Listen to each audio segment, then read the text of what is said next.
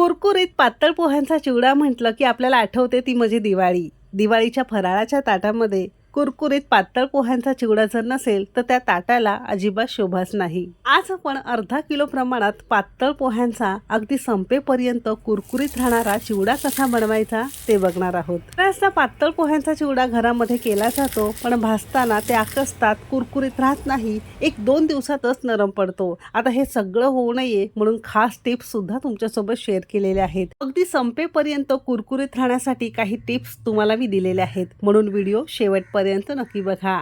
रेसिपीला सुरुवात करूया. आज आपण अर्धा किलो प्रमाणात पातळ पोह्यांचा चिवडा बघणार आहोत. बऱ्याच जणांना पातळ पोहे माहिती नसतात, तर अगदी जवळून सुद्धा दाखवते, कारण पहिल्यांदा किचनमध्ये गेला असाल किंवा बॅचलर असाल, नवीन नवीन फराळ बनवायला शिकत असाल तर त्यांच्यासाठी अगदी उपयुक्त माहिती असेल. नॉर्मली आपले जाड पोहे असतात, दिसायला अगदी तसेच असतात, पण त्याच्या तुलनेत थोडेसे असे कागदाप्रमाणे पातळ किंवा थोडेसे लांब असतात, म्हणून याला पातळ पोहे म्हणतात.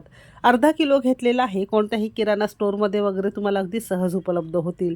चाळणीवर चाळून घेणं खूप जास्त महत्त्वाचं आहे, कारण कधीकधी यामध्ये थोडीशी राळ किंवा माती वगैरे असते. अशी चाळून घेतली की अगदी हायजिनिक आणि स्वच्छ तुम्हाला हे चिवडा बनवण्यासाठी पोहे तयार मिळतात. घरातल्या कोणत्याही चाळणीवर चाळून घेतलं तरी सुद्धा चालू शकेल. तर असं हे अर्धा किलो आपण संपूर्ण पोहे चाळून घेतलेले आहे. तुमच्याकडे जर खिडकीमध्ये किंवा बाल्कनीमध्ये उन्हाची थोडीफार सोय असेल तर थोड्याशा ताटामध्ये पातळ पसरून तुम्ही हे उन्हामध्ये 1-2 तासासाठी जरी ठेवले तरी चांगले कुरकुरीत होतात.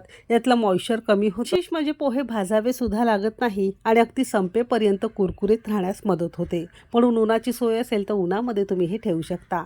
नसेल ठेवलं तरी सुद्धा चालू शकेल. इथे आपण एक छान मिक्सरच्या भांड्यामध्ये मसाला तयार करणार आहोत. त्यासाठी स्वच्छ कोरडं मिक्सरच्या भांड्यामध्ये 1 चमचा धने, अर्धा चमचा जिरं, अर्धा चमचा बडीशेप घेतलेली आहे, 1-2 चमचे आपण इथे साखर घेतलेली आहे, अर्धा चमचा किंवा चिवड्याला पुरेल इतकं चवीपुरतं मीठ घेतलेलं आहे. सगळी जिन्नस मिक्सरला याची छान बारीक पूड करून घेणार आहोत. मीठ, साखर, जिरं, बडीशेप किंवा धने घातले असतील, याची अशी पूड आपण चिवड्यामध्ये घातली की साखर तळाला जाऊन बसत नाही. या पोह्यांच्या चिवड्यामध्ये छान एकजीव होते आणि तुमच्या चिवड्याला चवही अगदी छान लागते, म्हणून अशी आपण पूड करून घेतलेली आहे. एका वाटीमध्ये काढून घेणार आहोत. अशी ही अर्धा किलो प्रमाणात आपण चिवड्यासाठी ही पूड वापरणार आहोत. फायनली आपण चिवड्याला फोडणी द्यायला सुरुवात करणार आहोत. त्यासाठी मोठी घरातली कोणतीही एखादी कढई घ्या. आता तुमच्याकडे जर मोठा टोप वगैरे असेल तर टोपामध्ये सुद्धा तुम्हाला हे करता येईल. अर्धा किलो पोह्यांसाठी ही आपली रेग्युलर कढई अगदी परफेक्ट आहे. कढई सुरुवातीला गरम करून घेतलेली आहे. मेजरिंग कपने साधारणतः 150 ग्राम प्रमाणात इथे आपण तेल घेतलेलं आहे. अर्धा किलो प्रमाणात पोहे जर असतील तर त्याला अर्धा कप किंवा 150 ग्राम तेल अगदी परफेक्ट आहे. तेल छान कडकडीत मोठ्या आचेवर आपल्याला गरम करून घ्यायचं आहे. तेल छान गरम झालं की घरातल्या नॉर्मली भाजीच्या वाटीने किंवा मेजरिंग कपने अर्धा कप किंवा 100 ग्राम प्रमाणात इथे आपण कच्चे शेंगदाणे घेतलेले आहे. शेंगदाणा आपल्याला खाऊन बघायचा आहे. जर खवट वगैरे असेल तर तो घ्यायचा नाही. चांगला शेंगदाणा आपल्याला इथे वापरायचा आहे. अगदी मंद आचेवर आतून चांगले कुरकुरीत होईपर्यंत 1-2 मिनटं आपण याला भाजून किंवा असं हे छान तळून घेतलेलं आहे. म्हणजे अगदी आतपर्यंत चांगलं तळलं जाईल. रंग हलकासा बदललेला आहे आणि एका सेपरेट ताटावर आपण हे काढून घेणार आहोत. जर तुम्हाला शेंगदाणा चालत नसेल तर बदाम किंवा काजू घेतला, सुकामेवा घेतला तरी सुद्धा चालू शकेल. तळलेले कुरकुरीत शेंगदाणे ताटावर काढून घेतलेले आहे. आता सारख्याच तेलावर आणि सारख्याच वाटीने अर्धी वाटी किंवा 100 ग्राम प्रमाणात भाजकी डाळवं घेतलेली आहे. ऑलरेडी भाजूनच असतात, म्हणून याला वेगळं जास्त भाजायची गरज लागत नाही. फक्त यातला थोडासा मॉइश्चरपणा असतो, तो कमी होण्यासाठी 1 मिनिटभर अगदी मंद आचेवर तळून आपण एका ताटावर काढून घेतलेला आहे. सेम वाटीने अर्धी वाटी किंवा 50 ग्राम प्रमाणात सुक्या खोबऱ्याची पातळ कापं करून घेतलेली आहे. खोबरं तळायला तसा फार जास्त वेळ लागत नाही. अगदी मंद आचेवर 1-2 मिनटं हलक्याशा बदामी रंगावर आपल्याला हे तळून घ्यायचं आहे. कच्चं ठेवायचं नाही. जर खोबरं कच्चं राहिलं तर खाताना कचकच लागतं आणि तुमचा चिवडा नरम होऊ शकतो. अशा हलक्याशा गुलाबी किंवा थोड्याशा बदामी रंगावर तळून झालं की लगेचच काढून घेणार आहोत, कारण थंड झालं की आणखीन हे करपल्यासारखं दिसतं किंवा खाताना कडू लागतं. म्हणून हलकासा बदामी रंग झाला की सारख्या शेंगदाणा आणि भाजलेल्या डाळवांवर आपण हे काढून घेतलेलं आहे. ही सगळी जिन्नस अर्धा किलोसाठी अगदी परफेक्ट आहे. तुम्ही कमी अधिक करू शकता. पुन्हा येऊ कढईकडे तर तेल चांगलं कडकडीत गरम झालेलं आहे. यामध्येच आपल्याला अर्धा चमचा मोहरी घालायची आहे. मोहरी छान फुलवून घ्यायची आहे. मोहरी छान फुलली की यामध्ये एक 2 ते 3 हिरव्या मिरच्यांचे तुकडे घेतलेले आहे. थोडं सुकल्यासारखं दिसत असेल, आता ज्या दिवशी तुम्हाला चिवडा बनवायचा असेल त्याच्या आदल्या दिवशी मिरच्या बारीक चिरून घ्यायचं आहे आणि पंख्याखाली थोडंसं सुकवून घ्यायचं आहे. असं का करायचं माहिती आहे का? यातला पाण्याचा अंश कमी होतो. हिरव्या मिरच्या थोड्याशा कडक होतात आणि तुमचा चिवडा नरम होत नाही. कालांतरपणे तो चांगला कुरकुरीत राहतो. म्हणून असं आपल्याला नक्कीच करायचं आहे. जर राहिलं असेल तर थोड्याशा तव्यावर भाजून घेतलं तरी सुद्धा चालू शकेल. तर हिरवी मिरची घातलेली आहे. सोबतच एक मूठभर आपण इथे कढीपत्त्याची पानं घातलेली आहे. जमलं तर मिरच्यांबरोबर कढीपत्तासुद्धा पंख्याखाली आपल्याला 2 ते 3 तास किंवा रात्रभर असंच ठेवून द्यायचं आहे. थोडं त्यातलं पाणी कमी होतं किंवा तुमच्याकडेच रुणाची सोय असेल तर हिरवी मिरची आणि कढीपत्ता असं वेगवेगळं तुम्हाला पंख्याखाली किंवा उन्हामध्ये सुकवून घ्यायचं आहे. यातलं पाणी कमी करायचं आहे, इतकंच आपल्याला लक्षात ठेवायचं आहे. गॅस अगदी कमी केलेला आहे. अगदी मंद आचेवर कढीपत्ता आणि हिरवी मिरची चांगलं कुरकुरीत यातलं सगळं पाणी नष्ट होईपर्यंत आपण हे छान तळून घेतलेलं आहे. म्हणून गॅस अगदी कमी करणं गरजेचं आहे. 1-2 मिनिटांनंतर बघू शकता एकदम छान खळखळीत ही सगळी जिन्नसं छान झालेली आहेत आणि छान कुरकुरीत झालेली आहेत.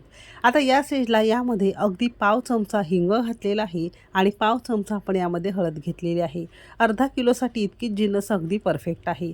अगदी काही सेकंद परतून घेतलेला आहे. आता तळलेला शेंगदाणा, सुकं खोबरं आणि डाळवं घातलेलं आहे. त्यावरच आपण तयार केलेली साखर, मीठ, जिरं, धने आणि बडीशेपची पूड घातलेली आहे. असं छान एकजीव करून घ्यायचं आहे. अशी पूड तुम्ही कधी करत नसाल तर एकदा नक्की करून बघा, कारण या सगळ्या जिन्नसांना अगदी चांगली ती लागली जाते. आता या स्टेजला आपण गॅस बंद केलेला आहे. गॅस बंद करायचा आहे आणि साधारणतः एक 5-6 मिनिटासाठी ही सगळी जिन्नस हलकीशी आपल्याला कोमट करून घ्यायचं आहे. ही खूप खास टिप आहे. यानंतरची आपली जी स्टेप आहे ती खूप जास्त महत्त्वाची आहे, कारण यानेच तुमचा चिवडा छान कुरकुरीत होणार आहे. साधारणतः 5-6 मिनिटं झालेली आहेत. आता आपण जे पोहे घेतलेले होते ना ते यामध्ये घातलेले आहे. घालताना सगळे एकदम न घालता 2 बॅचमध्ये थोडे थोडे घालणार आहोत आणि छान या फोडणीमध्ये आपण हे एकजीव करून घेणार आहोत. लक्षात असू द्या, अजूनही आपला गॅस बंदच आहे. अजून गॅस आपण चालू केलेला नाही. अशी पहिली बॅच पोह्यांची घालून छान एकजीव करून घेतली आहे. उरलेले सगळे पोहे घालायचे आहेत आणि पुन्हा यामध्ये छान एकजीव करून घ्यायचं आहे. एकजीव करत असताना अजिबात जास्त जोर लावायचा नाही. हवं असेल तर 2 चमचाने असं तुम्ही वर खाली करून हे सगळं असं एकसंध करू शकता. प्रत्येक पोह्यांच्या कणाला असे चांगली हळद लागली गेलेली आहे. एक सारखा पिवळा रंग तुमच्या या चिवड्याला दिसतो आहे. असं चांगलं झालेलं आहे. आता या स्टेजला आपल्याला गॅस चालू करायचा आहे. लक्षात असू द्या. आता गॅस चालू केलेला आहे. अगदी मध्यम आचेवर एक 5-7 मिनिटं आपल्याला हे असं भाजून घ्यायचं आहे किंवा असं हे वर खाली करून घ्यायचं आहे. तर जर तुम्ही हे पोहे गरम फोडणीमध्ये घातली असती तर पटकन पोहे आकसतात, छोटे साईजचे होतात. असं हे थोडंसं कोमट करून घेतलं आणि नंतर त्यामध्ये पोहे घालून गॅस चालू करून एक 5-6 मिनिटं भाजून घेतलं की अजिबात तुमचे पोहे आकसणार नाही, चांगले कुरकुरीत राहतील आणि ही सगळी जिन्नस पोह्यांना चांगले लागले जातील. अगदी हलक्या हलक्या हाताने आपण हे पोहे असे मस्त 5-6 मिनिटं भाजून घेतलेले आहे मध्यम आचेवर आणि या स्टेजला गॅस आपण बंद केलेला आहे. आता गरम असताना लगेचच एका ताटावर किंवा परातीवर पातळ पसरून घ्यायचं आहे आणि पंख्याखाली आपल्याला चांगलं थंड करून घ्यायचं आहे. 1 तासाभरानंतर चांगले कुरकुरीत होतात. मागच्या वर्षी दिवाळीला सुद्धा सेम रेसिपी शेअर केलेली होती आणि बऱ्याच लोकांनी ही रेसिपी ट्रायसुद्धा केली आणि त्यांचे पोह्यांचा चिवडा हा चांगला कुरकुरीत राहिला. एक कमेंट आली होती, साधारणतः 1.5 महिना झाला तरी सुद्धा हा नरम पडला नाही. तर तुम्ही सुद्धा असा हा पातळ पोह्यांचा कुरकुरीत चिवडा नक्की ट्राय करा. कसा झालाय कमेंट करून नक्की सांगा.